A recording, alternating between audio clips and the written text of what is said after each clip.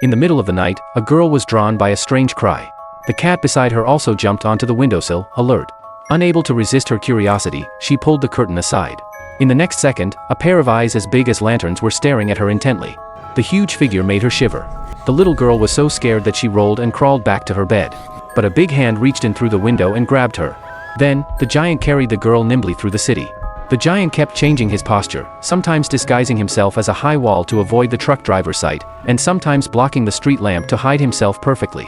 He didn't stop until he was completely out of the human city. Then, the giant started running freely. He brought the girl to a huge cave. The giant casually hung the girl aside and went to the kitchen. Sophie quietly poked her head out to observe her surroundings, only to see the giant sharpening a sharp kitchen knife.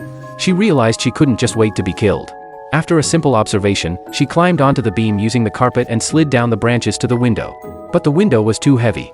Even with all her strength, she could only push it a little. Unexpectedly, she was discovered by the giant and was gently flicked into a frying pan and then placed on the cutting board. Seeing the giant pick up the knife, she quickly begged for mercy. The giant said he never ate people and always only ate vegetarian food.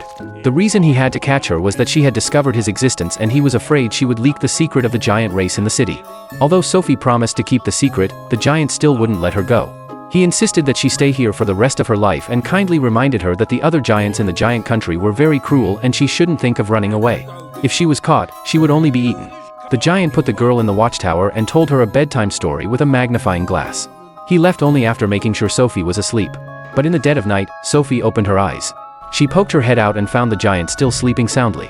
This was a once-in-a-lifetime opportunity.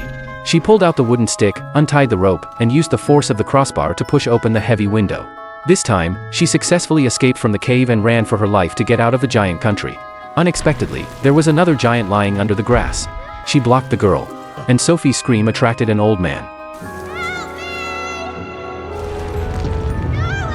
But to her surprise, the old man didn't come to her rescue. Sophie was lifted high by the giant and thrown into his mouth.